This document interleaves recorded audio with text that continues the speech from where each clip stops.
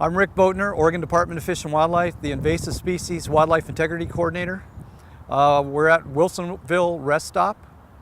Wilsonville Rest Stop, and this is one of the locations we do roadside inspections for quagga and zebra mussels on watercraft.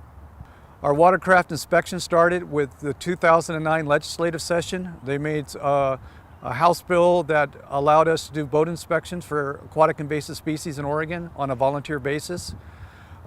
We started up in 2010 with 5 teams. Each team consists of 2 people, and teams are located in Clackamas, Salem, Madras, La Grande, and Central Point. And these were roving teams, so we'd work a couple of days at roadsides like this one, and then other days at boat ramps throughout the state. So in 2010, we did a total of 2,852 boat inspections. We did 19 decontaminations. Fortunately, none of those were for quagga or zebra mussels. They were all for plants or for marine mussels. Out of those, we have 8 locations at roadsides. We check here at Wilsonville, at Sandy Am down by Salem, at the port of entry down in Ashland bordering California, at the border with Idaho and Oregon and Ontario, and Midland rest area down in Klamath Falls, another border between California and Oregon. With the program, we have one project leader that covers the whole state, and then each team is made up of 2 people. They've all been, last year anyway, in 2010, they all went through level 2 training at Lake Mead, all had level 1 training, and the project coordinator would set up their schedules where they were going to be through the week, and each team traveled with the display like behind me here. They each had a decontamination trailer, so we had 5 decontamination trailers. So when they found something, they can conduct a decontamination on site. And this is fairly typical of our displays that we set up at all the roadsides and boat ramps that we worked last year. Oregon Department of Fish and Wildlife's part of the budget was $413,000. That was to pay the 10 seasonals, buy all the equipment. For this new biennium, our budget's a little over $700,000 for 2 years, and we'll work within the same scope we did last year with 5 teams and 1 project leader. A big part of this program is outreach and education, and our teams, each time we talk to a boater, that's an outreach and education opportunity. We also, each team has done level 1 training to other organizations such as our other agencies, Oregon Department of Fish and Wildlife, U.S. Fish and Wildlife, BLM, watershed councils. So they went through our level 1 training, and we did about 300 individuals went through our training last year. Did a lot of talks. Our teams did campfire talks at various state parks. We worked with various clubs, flycasters, Oregon Trout and Steel organizations. We've talked to everybody, including the Cemetery Association, about aquatic invasive species. We did about 35 talks last year. This year we've already done 24. One of our goals in the program was that we will talk to anybody about aquatic invasive species.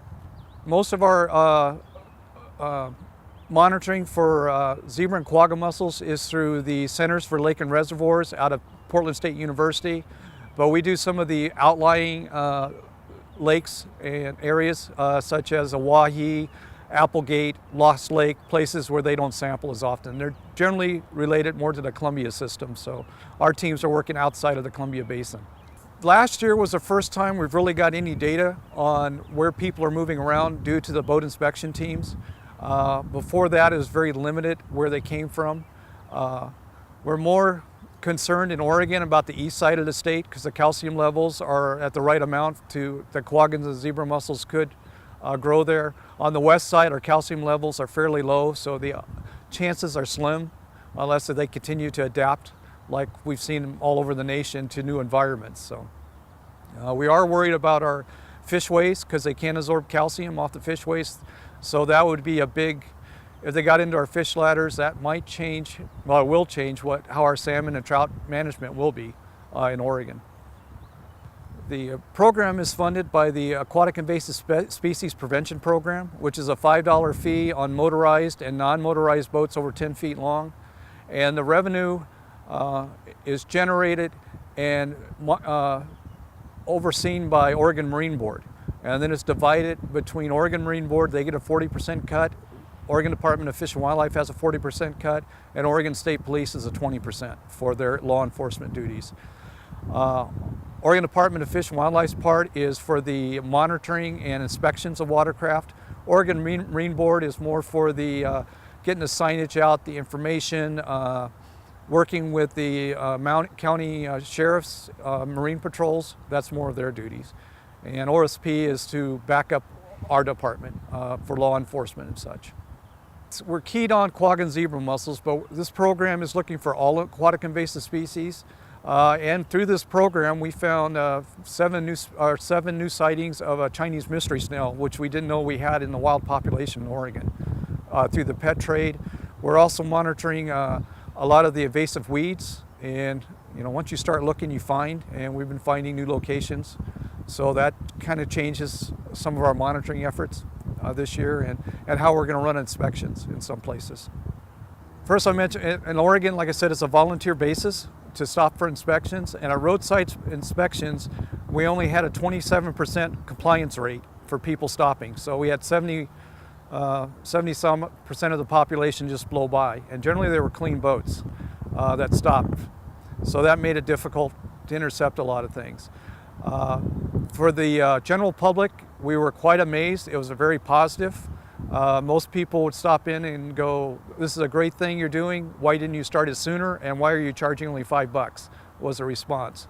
We had a few grumpy people, but most inspections take 5 minutes, so there were no problem.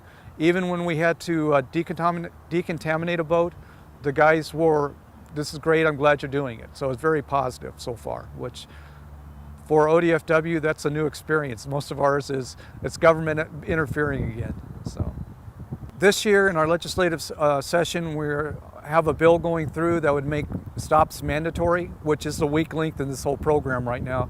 We're the only state around us that doesn't have mandatory stops. So we're really not doing our job protecting them if we're not have mandatory stops. So right now it looks like it's going through, and if the governor signs it, we can start doing mandatory stops as early as July, which would be very positive.